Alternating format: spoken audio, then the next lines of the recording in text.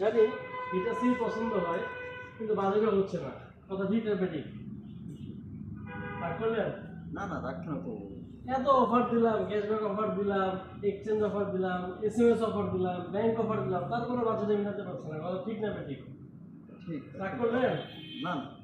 আচ্ছা, আমি জানি যে আপনার মনটা অনেক বড়, আপনাদের বাজেটটা বাড়ায় ভালো জিনিস কিনতে পছন্দ করেন এবং আশা করি আপনি বাজেট বাড়ায় আবার পরবর্তীতে কিছু একটা কিনতে আসবেন, ঠিক আছে?